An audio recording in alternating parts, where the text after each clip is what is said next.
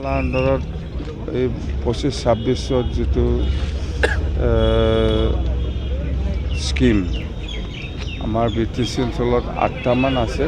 এইটো আমি যোৱাকালিও মই উদ্বোধন কৰিছোঁ। সেইফালে পৰ্বতজৰা আৰু গোসাইগাঁৱত 2টা ৰাস্তা, আৰু আজি আমাৰ ইয়াত বিজনীত বড় বজাৰ পৰা ভৱানীপুৰ যোৱা ৰাস্তা এইটো এটা, আৰু ইয়াৰ পিছত আৰু দলং এখন আছে, এইটো আমি উদ্বোধন কৰিম। তো আৰু ৰাস্তা আছে বিজনেছ কৰিব লগা, অহা 26-27 যিটো আছাম মালা যিটো প্ৰগ্ৰাম হ'ব সেইটো ৰাস্তাতে, সেইটো প্ৰগ্ৰামত আমি ধৰিম।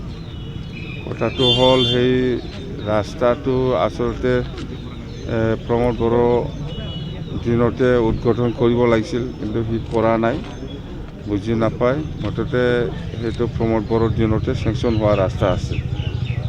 যদি প্ৰমোদ বড়োৱে সময়মতে যদি উদ্বোধন কৰিলে হয়, এই ৰাস্তাটো বহুত আগবাঢ়িলে হয়। যেনক বহুত লেট, 6-7 মাহ লেট হৈছে। তো সেইখিনি কথা।